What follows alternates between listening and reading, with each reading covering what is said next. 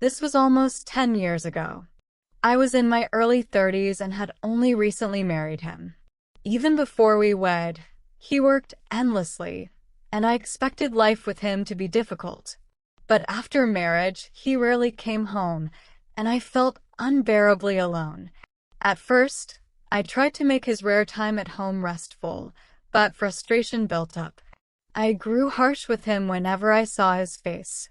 He tried to soothe me, but when he realized I wasn't satisfied, he began to ignore me.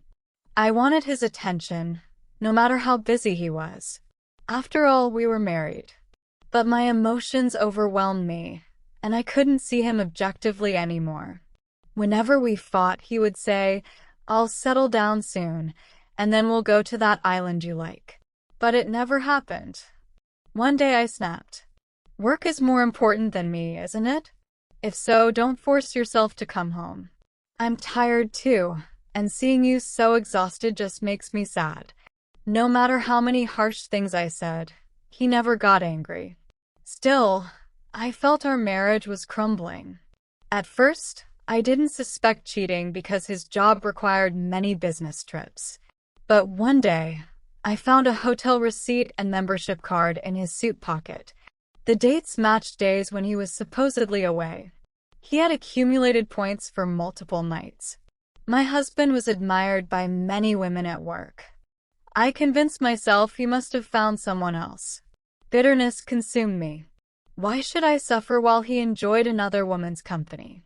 I started going out at night, filling weekends with plans.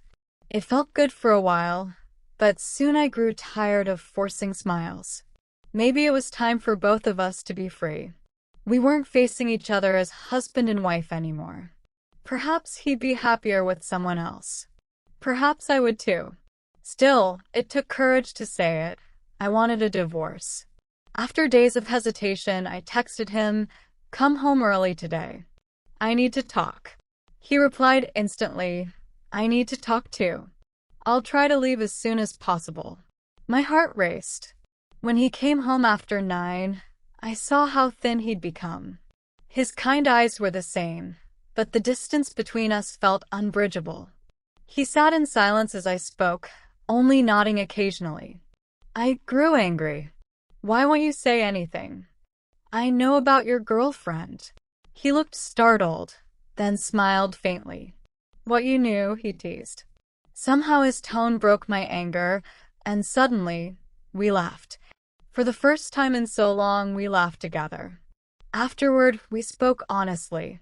"Let's stop attacking each other. I don't want to leave you because I dislike you," he said. We agreed to part peacefully and cleaned our home, dividing our belongings.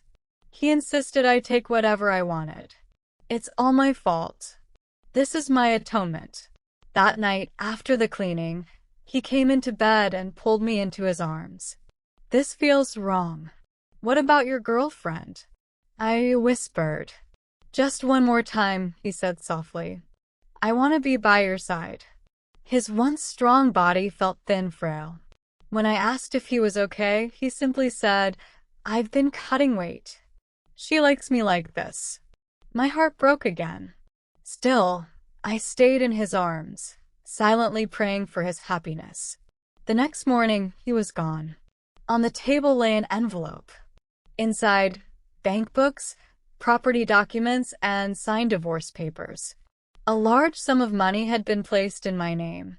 I called his phone, but it was disconnected. His parents and friends told me nothing. His company revealed he had resigned months earlier. My suspicion deepened, and my mental strength nearly collapsed.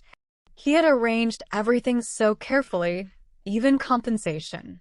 But why vanish completely? Exhausted, I remembered the island we once visited, the one he always promised to take me back to. Remote, with only 3,000 residents, it took nearly a day from the mainland. I quit my job, rented out my house, and moved there. I wanted peace and distance from painful memories. At first, the islanders treated me as an outsider, but I worked helping the elderly, and slowly they accepted me. One day, I heard of a new resident ill, planning to spend his final days here. I was asked to visit him. The house was small, perched on a hill with a view of the sea. Inside, a man sat in front of the window. Sunlight streamed behind him. When he turned, I froze. It was my husband. We stared at each other until he smiled mischievously. "You found me," he said. My chest tightened. He held my hand until I calmed down. Later, the island's doctor visited. As he left, he whispered, "He won't be able to walk soon. Please be with him. No one should face this alone." So that was it. My husband wasn't with another woman. He was hiding his illness from me. That night, I stayed with him. We lay side by side, reminiscing about better days. The following weeks were short but precious. I wheeled him around the island, showing him places we once dreamed of visiting. Eventually, he grew weaker, sleeping more often. I stayed at his side, reading to him, telling him about sunsets and sea breezes. One evening, I noticed his breathing falter. I called the doctor, but he said gently, "Let him go in peace. Stay with him." I held my husband's hand and whispered, "I adore you. No matter what happened, I love you." For a moment, impossibly, his fingers squeezed mine. Then he was gone. After his funeral, I found dozens of letters in his handwriting. They revealed the truth. His illness began during our marriage. Treatments had failed. He had planned the divorce not because of another woman, but to free me. He let me believe the affair story, thinking it would be easier to hate him than watch him suffer. His final letter was simple: "Thank you.